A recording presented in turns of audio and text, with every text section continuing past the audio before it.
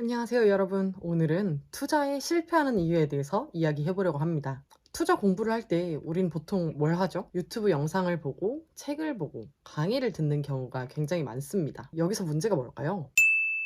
첫 번째 케이스입니다. 공부를 하면 할수록 잘 모르겠다는 생각이 듭니다. 수업을 반복해서 들으면서 N수생이 됩니다. 책을 벗어나지 못하고 내가 잘 할 수 있을까, 잘못된 물건을 투자할까봐 겁이 나서 막상 내 돈을 집어넣고 투자를 하지는 못하게 되는데요. 이러다 보면 이론 전문가가 되는 경우입니다. 두 번째 케이스입니다. 이론 공부를 하다 보면 빠르게 부자가 될 것 같은 기분이 듭니다. 이 정도면 공부가 다 됐다고 생각을 하고 내가 아는 선에서 혼자 판단하기 시작하는 거죠. 그러다 최악의 케이스는 물건과 사랑에 빠지는 겁니다.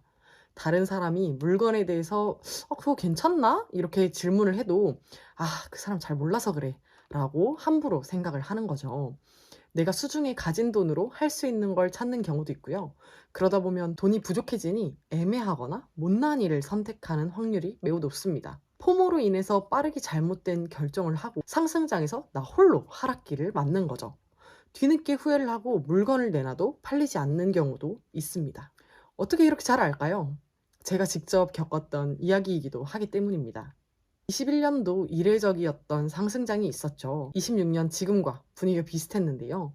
부동산이고 주식이고 할 거 없이 모든 자산 시장이 미친 듯이 오르는 상승장이었습니다. 수중에 갖고 있었던 애매한 돈을 가지고 주위에서 집을 사는 사람들을 보면서 나도 뭐라도 해야 되는 거 아닌가? 하고 생각했던 그 시점이 바로 저에게 온 포모였죠. 하루가 다르게 오르는 집값을 보면서 더 이상 기다리기에는 나에게 기회가 오지 않을 것 같더라고요. 그래서 무리하게 대출을 일으키고 자금을 조달하고 아파텔 정약을 넣었습니다. 제 계획은 잔금 전에 매도하려는 거였죠. 그러나 여러분 모두 다 알고 계시다시피 22년도에 갑작스러운 하락장이 찾아왔습니다. 제 계획도 모두 엉켜버렸죠. 매도가 되지 않았으니까요. 결국 잔금을 할 수밖에 없는 상황이 3년 뒤에 찾아옵니다. 자취방도 가장 낮은 컨디션으로 바꾸고 회사를 다니면서 내 몸값을 올리기 위해 이직 준비도 하고요. 추가 소득을 일으키기 위해서 파이프라인을 찾는 등 할 수 있는 갖은 노력들을 다했었습니다. 우유곡절 끝에 잔금을 쳤지만 세입자를 구하지 못해서 월 이자를 계속해서 내고 있는 상황도 찾아왔죠. 그럼 시세는 올랐냐고요?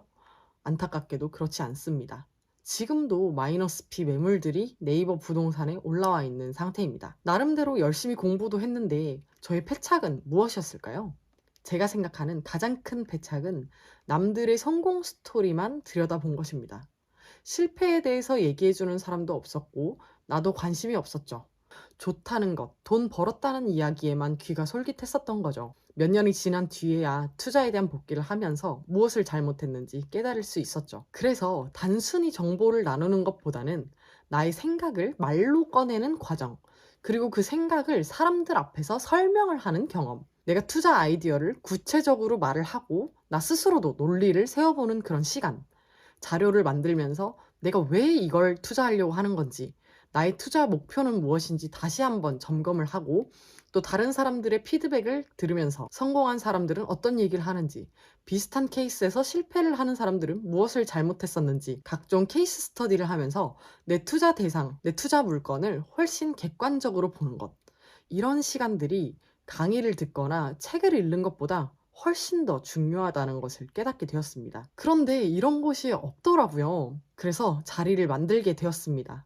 수익을 인증하는 곳 아니고 투자 대상이나 종목을 추천하는 곳도 아닙니다. 대신에 왜 이 물건에 대해서 투자해야 하는지, 투자했는지 말로 설명하게 하는 시간을 드리고 판단이 흔들렸다면 어느 부분에서 흔들렸는지 경험이 있으신 분들과 함께 나누고 점검합니다. 또 과정을 중심으로 의견을 주고받으면서 피드백을 같이 하죠. 대부분의 강의들이 일방적으로 무엇을 할지에 대해서 알려줄 때 여기에서는 왜 그렇게 판단했는지에 대해 얘기를 하고 유사 케이스에 대해서 경험 있는 사람들이 각자의 이야기를 나누면서 스터디를 하는 구조입니다. 정답을 누군가 내려주는 게 아니기 때문에 누군가에게 의존하지 않게 되고요.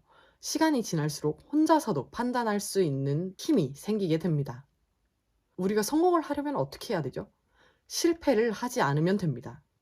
실패를 하지 않는 것이 최고의 성공이란 이야기죠. 남들이 선행한 실패에 대한 케이스 스터디, 남들이 했던 성공에 대한 판단, 이런 발전적인 이야기를 주고받을 수 있는 자본주의 클럽이 궁금하시다면 아래 고정 댓글을 확인해 보세요. 상세 페이지로 연결되어 있습니다. 성공적인 투자를 기원하는 모든 분들을 응원합니다. 그럼 다음 영상에서 뵙겠습니다.